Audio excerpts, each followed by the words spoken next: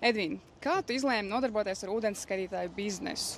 Nu jā, es dzīvoju daudzdzīvokļu mājā. Vienā reizē es saņēmu rēķinu, kaut kādu, tas bija pagājušā gadsimtā, 30 lati mēnesī. Un tā bija milzīga summa tajos laikos, aptuveni tajos laikos alga bija 70-80 lati mēnesī.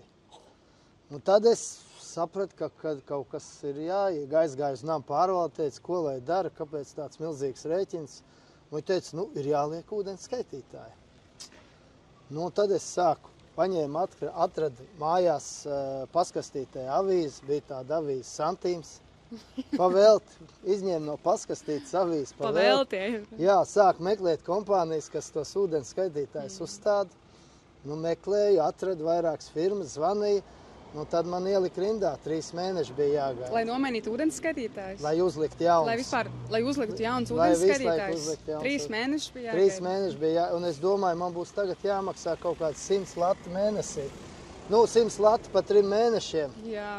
Nu, tad es, protams, pierakstījos rindā, ielika man pēc 3 mēnešiem. Nu, tad es domāju, ko darīt, lai ātrāk viņus varētu uztaisīt. Nu, un tad es sāku skatīties to situāciju, un beigās sanāca, kad es uztaisīju, dabūju licenci, firma jau man bija, dabūju licenci, un vārds sakot, tad, kad pienāca man rinda, tad jau es biju uzstādījis sev pats jauns ūdens skaitītājs. Un sāki vēl citiem palīdzēt. Jā, un sāku vēl citiem palīdzēt. Varbūt rindu samazināja tajā brīdī. Reāls pieredzes stāsts, kā tu sāki biznesu no vajadzības.